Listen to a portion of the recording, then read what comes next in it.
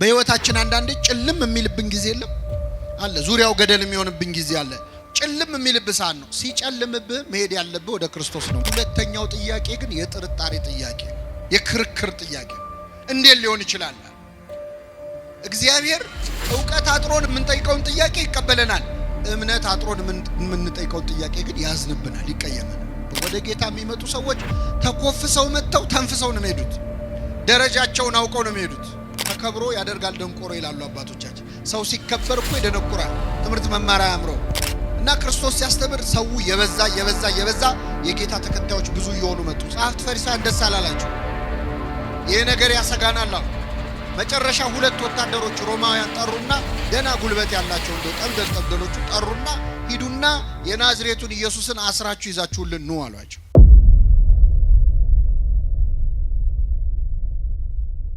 እሺ፣ እግዚአብሔር እንዲያስተምረን ቅዱስ ፈቃዱ ይሁንልን። የትምህርታችን ርዕስ ምንድነው? የኒቆዲሞስ ክርስትና በሚል ርዕስ እንማራለን። በዮሐንስ ወንጌል ምዕራፍ 3 ከቁጥር 1 ላይ ያለው የወንጌል ክፍል እንዲህ ብሎ ይጀምራል። ከፈሪሳውያን ወገን የአይሁድ አለቃ የሆነ ኒቆዲሞስ የሚባል አንድ ሰው ነበረ። እርሱም በሌሊት ወደ ኢየሱስ መጥቶ መምህር ሆይ እግዚአብሔር ከእርሱ ጋር ከሆነ በቀር አንተ የምታደርጋቸውን እነዚህን ምልክቶች ሊያደርግ የሚችል የለምና መምህር ሆነህ ከእግዚአብሔር ዘንድ እንደመጣህ እናውቃለን አለው ይላል። እንግዲህ አሁን ያነበብነው የወንጌል ክፍል እዚህ ጉባኤ ላይ ያላችሁ ሁላችሁም በሕይወት ዘመናችሁ ለመጀመሪያ ጊዜ የሰማችሁት ወንጌል ይሄ ነው። ይህ የወንጌል ክፍል ሁላችን ስንጠመቅ ቅድስት ቤተክርስቲያናችን አንብባ ሀብተ ክርስትናን የመንፈስ ቅዱስ ልጅነትን የሰጠችን አሁን ያነበብነውን የወንጌል ክፍል በማንበብ ነው። እና ኒቆዲሞስ በእኛ ክርስቲያናዊ ሕይወት ውስጥ ከወንጌል ጋር ስንተዋወቅ መጀመሪያ የሰማነው ድምጽ ነው፣ የመጀመሪያ ስም ነው። ኒቆዲሞስ የአይሁድ አለቃ ነበረ ብሎ ነው የሚጀምረው ዮሐንስ ወንጌል ምዕራፍ 3። ኒቆዲሞስ አለቅነቱ ስለ 3 ነገሮች ነው። የመጀመሪያው ኒቆዲሞስ በጣም ባለጸጋ ነበረ፣ ባለ ሀብት ነበረ፣ ብዙ ገንዘብ ያለው ሰው ነበር። ሁለተኛ ትልቅ ሹመት ደግሞ ነበረው፣ የአይሁድ ሸንጎ የምክር ቤት አባል ነበረ። ሶስተኛ በጣም የተማረ በዘመኑ የነበረውን ዘመኑ የወለደውን ትምህርት በደንብ የተማረ ምሁረ ኦሪት ነበረ። እነዚህ 3 ነገሮች ብዙ ጊዜ አብረው አይሆኑም አይደለ? ኒቆዲሞስ ግን 3ቱን ነገሮች አስተባብሮ ያዘ። ትልቅ ሹም ነበረ። በሌሊት ወደ ኢየሱስ ሄደ ይላል። በሌሊት ወደ ኢየሱስ ሄደ። በጣም ይገርማል። የመጀመሪያው ሰዓታት ቋሚ፣ የመጀመሪያው ማህሌት ቋሚ፣ ትጋሃ ሌሊት የሚያውቅ የሌሊቱን ግርማ ሌሊቱን ጸባ አጋንንቱን ድምፅ አራዊቱን ሳይፈራ በሌሊት ወደ ክርስቶስ ይገሰግስ ነበር። ስለዚህ ኒቆዲሞስ በሌሊት ወደ ኢየሱስ ሄዶ ነበር። ይሄ ትጋቱን ያሳያል። ለኛ ደግሞ የሚሰጠን ትምህርት ምንድነው? በሌሊት ወደ ክርስቶስ መሄድ እንዳለብን ያሳያል። ልክ እንደ ኒቆዲሞስ ወደ ክርስቶስ በእግራችን መሄድ ብቻ አይደለም። ሌሊት ማለት ጨለማ ማለት ብቻ አይደለም። ክርስቲያኖች በህይወታችን አንዳንዴ ጭልም የሚልብን ጊዜ የለም አለ። ዙሪያው ገደል የሚሆንብን ጊዜ አለ። ሁሉም የሚጨልምብን ጊዜ አለ። ሌሊት ማለት ግራ ቀኙ የሚጠፋብህ ጭልም የሚልብህ ሰዓት ነው። ሲጨልምብህ መሄድ ያለብህ ወደ ክርስቶስ ነው። ምክንያቱም በክርስቶስ ዘንድ ጨለማ አይጨልምም። እስመ ጽልመት ይጸልም በኀቤከ። ክርስቶስ ባለበት ስፍራ ጨለማ አይደለም። የጽድቅ ፀሐይ ክርስቶስ ሲያበራ የትኛውም ጨለማ ውስጥ ብትሆን ያበራል። ሲኦል ውስጥ ብትሆን ክርስቶስ እስካለ ብርሃን ነው የሚሆነው። እና ኒቆዲሞስ በሌሊት ወደ መድኃኒታችን ወደ ኢየሱስ ክርስቶስ ቀረበ ይላል። ወደሱ እንድንቀርብ አምላካችን ይርዳን። ቀረበና ምን አለው? መምህር ሆይ እግዚአብሔር ከእርሱ ጋር ከሆነ ሰው በቀር አንተ የምታደርጋቸውን ተአምራት ሊያደርግ የሚችል ማንም የለም።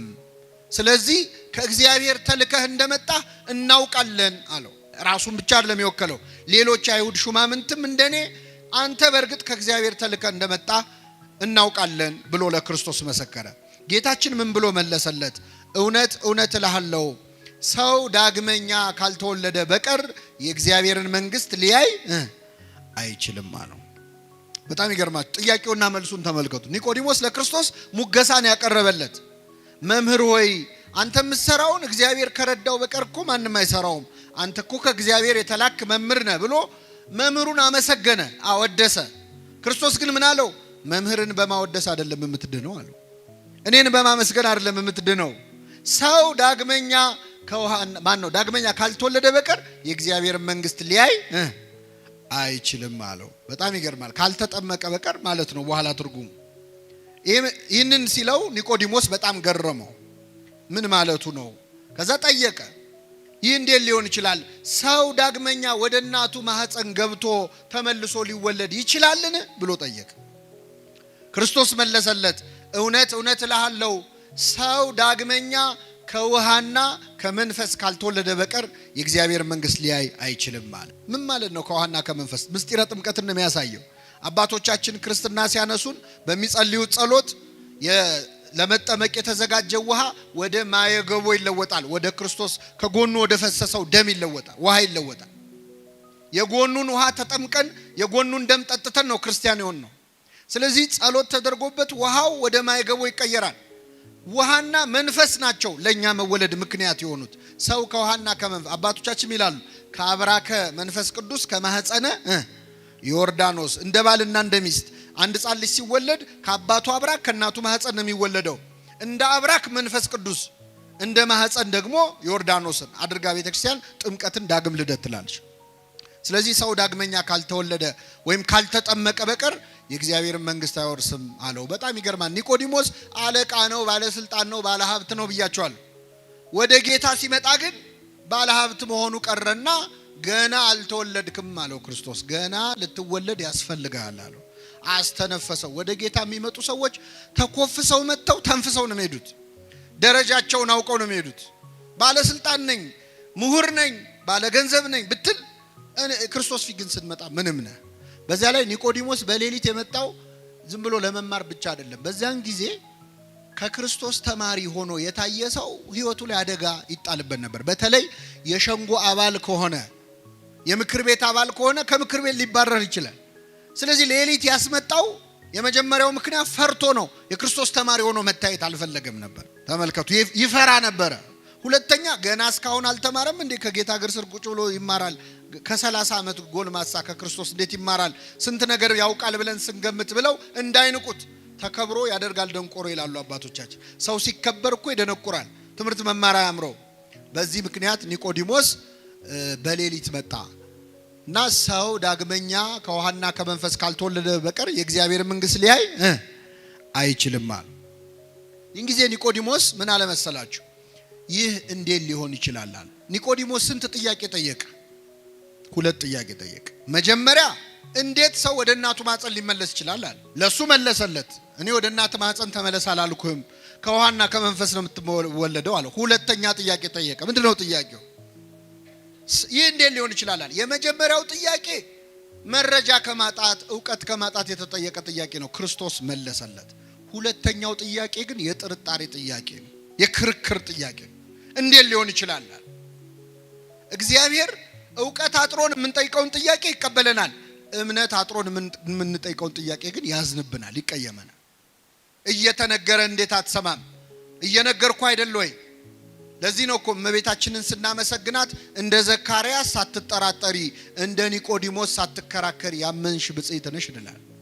ኒቆዲሞስ ክርክር ነው የገባው ከክርስቶስ ጋር። ይህን ጊዜ ምን አለው? አንተ የአይሁድ መምህር ስትሆን ይህንን አታውቅም አለው። አባቶቻችን ይላሉ ዓለም ልሞ ገሰጸው ይላሉ። ዓለም ልሞ መገሰጽ ማለት ነው። አንተ ትልቅ ሰው አይደለህ እንዴ? የተማርክ አይደለህ እንዴ? እንዴት ይሄ ይጠፋሃል ብሎ ተግሳጽ በጣም ጥሩ ነው። ክርስቶስ የማያስተምረን የለም እኮ አክብሮ። አንተ የአይሁድ መምህር ስትሆን የእስራኤል መምህር ስትሆን እንዴት ይህችን ነገር አታውቅም አለው ክርስቶስ። ከዛ ምን አለ? ከስጋ የተወለደ ስጋ ነው፣ ከመንፈስ የተወለደ ምንድን ነው? መንፈስ ነው። ከመንፈስ ትወለዳላችሁ ስላልኩ አታድንቅ። ማለት የምትወለዱ ልደት የስጋ ልደት አይደለም፣ መንፈሳዊ ልደት ነው። ነፋስ ከየት እንደሚመጣ ወዴት እንደሚሄድ አይታወቅም። መንፈስ ቅዱስም ከየት መጥቶ ሕፃኑ ላይ እንደሚያድር ሲጠመቅ ተጠምቆ ልጅነት መቼ እንደሚሰጠው አይታወቅም። ይሄ የመንፈስ ቅዱስ ስራ ነው ብሎ ኒቆዲሞስን በሌሊት አፍሮ ወደ ክርስቶስ የመጣውን ተማሪ አስተማረው። ይሄ የመጀመሪያው ኒቆዲሞስ ክርስትና ሲጀምር የተከሰተ ታሪክ ነው። ኒቆዲሞስን የዮሐንስ ወንጌል ላይ ግን የምናገኘው 3 ቦታ ነው። ለሁለተኛ ጊዜ ኒቆዲሞስን የምናገኘው የዮሐንስ ወንጌል ምዕራፍ 7 ላይ። ዮሐንስ ወንጌል ምዕራፍ 7 ላይ አንድ ነገር ተከሰተ። ክርስቶስ ሲያስተምር ሰዎች በትምህርቱ ጣዕም በጣም ከመደሰታቸው ብዛት በዋለበት እየዋሉ ባደረበት እያደሩ ቃሉን ይሰማሉ። እና ክርስቶስ ሲያስተምር ሰው የበዛ የጌታ ተከታዮች ብዙ እየሆኑ መጡ። ጸሐፍት ፈሪሳውያን ደስ አላላቸው። ይሄ ነገር ያሰጋናል አሉ። መጨረሻ 2 ወታደሮች ሮማውያን ጠሩና ደና ጉልበት ያላቸው እንደው ጠብደሎቹ ጠሩና ሂዱና የናዝሬቱን ኢየሱስን አስራችሁ ይዛችሁልን ኑ አሏቸው። እሺ ብለው እነዚህ 2 ወታደሮች ክርስቶስን ሊይዙ ጉዞ ጀመሩ። ከዛ 2 ወታደሮች ጌታን ሊይዙ ሲሄዱ ልክ እንደዚህ ጉባኤ ክርስቶስ ህዝቡን ሰብስቦ እያስተማረ ወታደሮቹ ቆይ ትምህርቱን ይጨርስና ትምህርቱን ጨርሶ ሲወርድ እናስረዋለን ብለው ቁጭ እንበል ብለው ቁጭ አሉ። እና ቁጭ ብለው የጌታን ትምህርት ህዝቡ ሲማር 2 ወታደሮችም አብረው ቁጭ ብለው ሲማሩ ትምህርቱ መስጧቸው ቁጭ ብለው ደስ ብሏቸው ትምህርቱን ጨረሱና ትምህርቱ ሲያልቅ ረስተውት ወደ ቤታቸው ሄዱ። የመጡት ምን ሊያረጉ ነበር? ክርስቶስን ሊያስሩት። ክርስቶስ ሊያስሩት የመጡትን ሰዎች በትምህርቱ ጣዕም የሚያስረሳ ሰው ትምህርት ነው የሚያስተምረው ጌታ። ይገርማቸዋል። ወታደሮቹ ተመለሱ ወደ ጸሐፍት ፈሪሳውያን። የታለ አሏቸው። ምን አሉ? እንዴ አስራችሁ ነው አልተባላችሁም ወይ? የታለ ያዛችሁታል? እረኛ እስከ ዛሬ እንዲህ ያስተማረ ሰው አይተን አናውቅም እንዲህ ያለ ትምህርት ሰምተን አናውቅም አሉ። መሰከሩለት። ይህን ጊዜ ጸሐፍት ፈሪሳውያን ተበሳጩ። ምን አሉ መሰላል? እናንተ ወታደሮች ስለሆናችሁ ነው፣ ምንም ስለማታውቁ እውቀት ስለሌላችሁ ነው። የተማረ ሰው ብትሆኑ ኖሮ የሱን ትምህርት አትማሩም ነበር። እስቲ አንድ የተማረ ሰው ቁጭ ብሎ የሱን ትምህርት ሲማር አይታችሁ ታውቃላችሁ? ያሉ አንድ የተማረ ሰው እስቲ የሱ ተማሪ ያለው ያሉ ኒቆዲሞስ እዛ ቁጭ ብሏል። ኧረ እኔ ያለው ሄጄ እኮ በሌሊት ተምሬያለሁ እንዳይል ያስሩታል። ነገር ይመጣል። ዝም እንዳይል ደግሞ ቆጨው። ከዚያ ምን አለ? ሄደው ተምረው የክርስቶስን ትምህርት ሰምተው የመጡት 2 ወታደሮች ናቸው አይደል? እኛ ሄደን አልሰማንም፣ ባልሰማነው ነገር መፍረድ እንችላለን ወይ? ህጉ እኮ አይፈቅድም ማለት። እና ኒቆዲሞስ ፈራ ተባብሎ እንዴ ህጋችን እኮ ሳያጣሩ መፍረድ አይፈቅድም ማለት። ይህን ጊዜ አይሁድ አንተ እኮ ስላልተማርክ ነው ሊሉት አልቻሉ። አንተ አልተማርክም ሊሉት አልቻሉ። ምክንያቱም ኒቆዲሞስ ምን ያለ ሰው? የተማረ ሰው ነው። በቃ እንመርምር እስቲ ነቢይ ከየት እንደሚነሳ መጽሐፍን መንብር ብለው ተበተኑ ወደ የቤታቸው ይላል። ይሄ ሁለተኛው የኒቆዲሞስ ክርስትና ደረጃ ነው። የመጀመሪያው ፍርሃቱ ነው። ሁለተኛው ፈራ ተባ ያለበት ነው። ሶስተኛው ልንገራችሁ እናበቃለሁ። ኒቆዲሞስን ለሶስተኛ ጊዜ የምናገኘው በዮሐንስ ወንጌል ምዕራፍ 19 ላይ ነው። በዮሐንስ ወንጌል ምዕራፍ 19 ላይ ኒቆዲሞስ እንደ መጀመሪያው ቀን በሌሊት ፈርቶ ክርስትናውን በድብቅ ላድርግ ሳይል፣ እንደ ሁለተኛው ቀን ፈራ ተባ ሳይል በአደባባይ ክርስትናውን የገለጸበት ቀን። በአደባባይ መቼ ነው ካላችሁ ጌታችን መድኃኒታችን ኢየሱስ ክርስቶስ በመስቀል ላይ ተሰቅሎ በሞተበት ዕለት ነው። ዓርብ ዕለት ታስታውሱ ከሆነ ዓርብ ዕለት ጌታችን መድኃኒታችን ኢየሱስ ክርስቶስ 9 ሰዓት ላይ ነፍሱን ሰጠ። ልክ እንደሞተ አይሁድ ሐሳባቸው ምን እንደሆነ ታውቃላችሁ? መሰቀሉ ሳይበቃ የገሃነም ሸለቆ የሚባል አለ፣ ቆሻሻ መጣያ ቦታ። ስጋው እዛ እንዲጣል ነው የፈለጉት፣ እንዲቀበር አልፈለጉም። ማዋረድ ስለፈለጉ ማለት የሚቀብረው እንዲጠፋ። ይሄው መሲህ ቢሆን ኖሮ በእውነት እሱ ክርስቶስ ቢሆን ኖሮ እንዴት ስጋው እንዲተልከስክሱ ይወድቅ ነበር ለማለት እንዲያመቻቸው። ልክ ክርስቶስ ሲሞት ግን 2 የአይሁድ ሸንጎ አባላት ወደ ጲላጦስ ሄደው የኢየሱስን ስጋ ለመኑ ይላል። ማናማ? ዮሴፍና ኒቆዲሞስ ናቸው። ኒቆዲሞስ ጌታ በሞተበት ዕለት በትክክል እምነቱን ገለጸ። በጣም የሚገርማችሁ ጌታ እኮ ሞቷል፣ አያየውም፣ ይታዘበኛል አይል፣ ሞቷል። በሞተበት ዕለት፣ ወዳጅ ባጣበት ዕለት፣ ደቀ መዛሙርት ሁሉ ጥለውት በሸሹበት ዕለት ከዮሐንስ በስተቀር ብቻውን በሆነበት ዕለት በአደባባይ በተሰቀለ ጊዜ ስጋውን ለመለመን ወደ ጲላጦስ ሄደ ይላል። እና ዮሴፍና ኒቆዲሞስ ቀርበው ጲላጦስን ስጠን አሉት። ጲላጦስ ደብዳቤ ጽፎ ውሰዱ ያላቸው። ዮሴፍና ኒቆዲሞስ ክርስቶስን ከመስቀል አወረዱት። አይሁድ እየገላመጧቸው፣ ጸሐፍት ፈሪሳውያን እያዩአቸው ስልጣናችን ገደል ይግባ ብለው ማለት። ኒቆዲሞስ ፈራ ተባ ማለቱን አቆመ። ክርስትናውን በአደባባይ ገለጸ። ሄዶ ከመስቀል ላይ ክርስቶስን አወረደው። አስተኝተው በግራውና በቀኙ ቆመው እያለቀሱ ገነዙት። ደከምከኑ መጽኔሆሙ ለድኩማን፣ ደካሞችን የምታጸናቸው ሆይ ደከምክን? ሞትከኑ መንሥኤሆሙ ለሙታን ሙታን የምታስነሳ ሆይ አንተ ሞትክን እያሉ እያለቀሱ መገነዝ ጀመሩ። ይህን ጊዜ መላእክቱን ልኮ ነገራቸው። እንዴት እንደ ሩቅ ብእሲ እንደ ፍጡር እያለቀሳችሁ ትገንዙኛላችሁ? እያመሰገናችሁ ነው እንጂ ብሎ በመላእክቱ አስነገራቸው።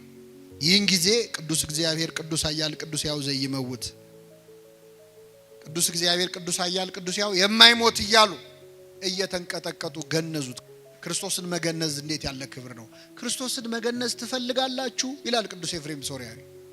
ኤፍሬም ሶርያዊ ይገርማቸዋል፣ መገነዝ ይፈልግ ነበርና ምን ያደርጋል መሰላችሁ? በጠዋት ይነሳና በማታ ይወጣና ሌሊቱን ሙሉ ጎዳና ተዳዳሪዎች ነዳያንን በተኙበት ይፈልጋል። ከመሃላቸው የሞተ ካገኘ ደስ ይለዋል፣ ይገንዘዋል። ሲመለስ ፊቱ በርቶ ይመለሳል። ምን አግኝተን የተደሰትከው ሲሉት ክርስቶስን አግኝቼ ገነዝኩት ይላል። ደሃን ማብላት ክርስቶስን ማብላት ከሆነ ደሃን መገነዝ ማን መገነዝ ነው? ክርስቶስን መገነዝ ነው። ስለዚህ ኒቆዲሞስ በቤተክርስቲያናችን እጅግ ትልቅ ክብር ያለው ቅዱስ ነው። ቀስ እያለ በፍርሃት የጀመረ ክርስትና ከዛ ፈራ ተባ ወደ ማለት ከዚያ ደግሞ በአደባባይ ስለ ክርስቶስ ወደ መመስከር ሰማዕትነት እኮ ነው። ሰማዕትነት ከዚህ በላይ ምን ሰማዕትነት አለ? እና ክርስትናችን ምን ሞትለት መከራ ምን እንቀበልለት ልታምኑ ብቻ አይደለም የተጠራችሁት። እንደነ ቅዱስ አግናጢዮስ ልታምኑ ብቻ ሳይሆን መከራን ምን ልትሉ ልትቀበሉ። ክርስቶስ ይቺ ጽዋ ከኔ ትለፍ ብሎ ለሁላችን ያስተላለፈው መከራውን ነው።